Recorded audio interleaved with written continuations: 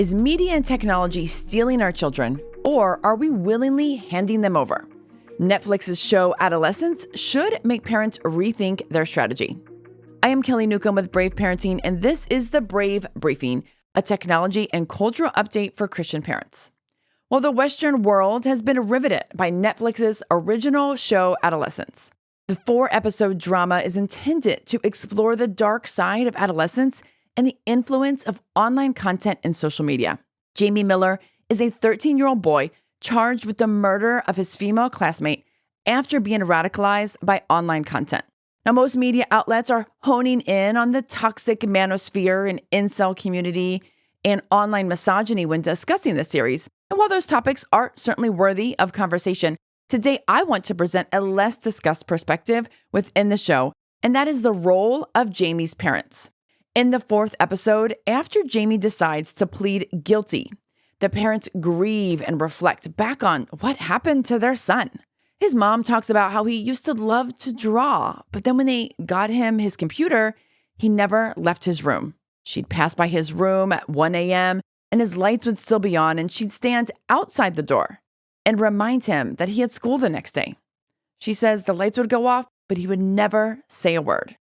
Well, Jamie's dad responds with a resigned, even defeated admission, saying, "We couldn't do anything about that. All the kids are like that these days, aren't they?"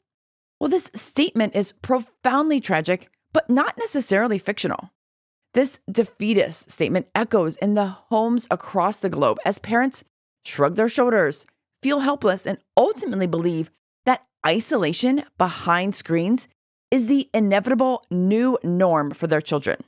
In the show, the dad's helpless attitude comes from a common lie parents believe, that they have no control, no say, and no authority over their children's online life.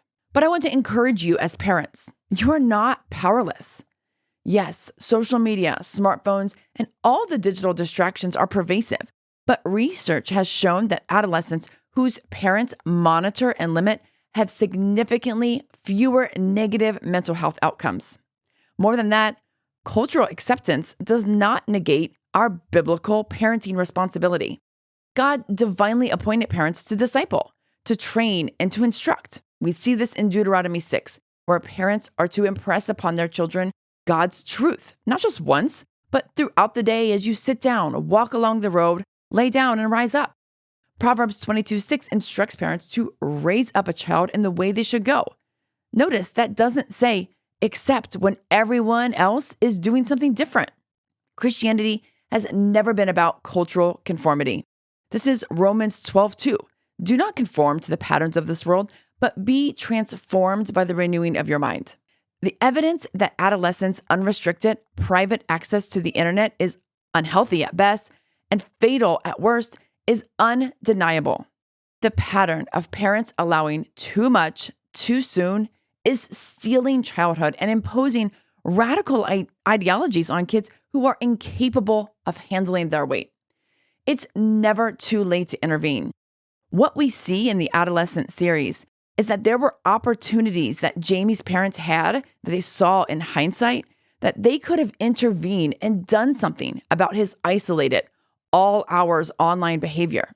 The reality is that parents pay for and thus control the Wi-Fi, the devices, and the rules of engagement in the home. This authority is granted to us by God. We are not helpless victims. We can change the trajectory of modern adolescent life by not conforming to the patterns of too much, too soon. This means we set boundaries about what type of content kids have access to and how much time they spend passively consuming. It also means removing all internet-connected devices from the bedrooms, and most importantly, modeling healthy engagement with online media that you desire for your children to have. Is this difficult and challenging? Of course it is. But so is dealing with the repercussions after a child is transformed by radical ideologies at a young age.